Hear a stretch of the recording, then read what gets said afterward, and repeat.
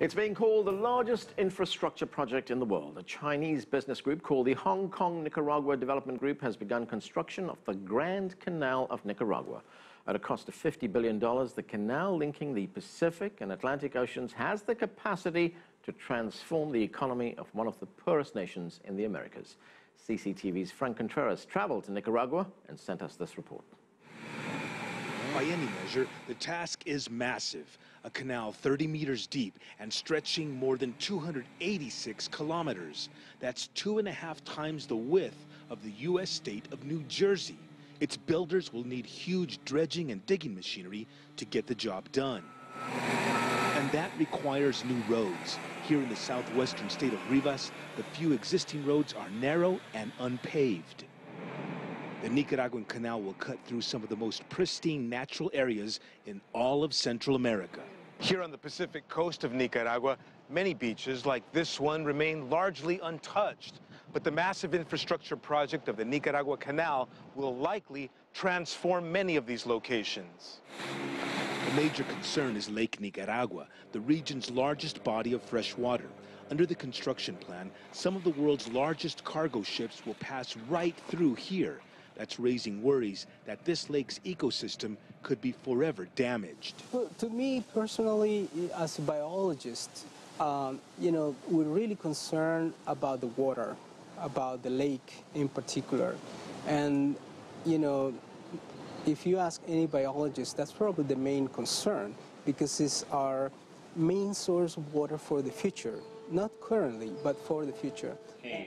The cabinet official overseeing the canal project says protecting Lake Nicaragua is a top priority. We're going to apply the highest environmental standards in the world for all of the aspects related to Lake Nicaragua, related to the ports, and all of the provisions will be made for this as well. Survey teams are carefully taking measurements that will be used in the next phase, designing the canal. But their very presence in this part of rural Nicaragua has triggered fear among local residents. They know that for the canal to become a reality, some 28,000 people must be relocated. We have never lived in a city and don't know how to do that. How do we buy our wood for cooking there? Here, we just go out and gather it. We raise livestock, chickens, pigs, and live off the land. The people, when they don't know what's going to happen and their property is at stake, they become nervous. But this also has an expiration date, and the expiration date is when they receive the news of what are their options, what is the compensation, what is the resettlement option, and they can fully realize that they will be better off than they've ever been. Most people here are aware the Nicaragua Canal will transform the landscape. Once completed, it will be 3 times as long and nearly twice as deep as the Panama Canal.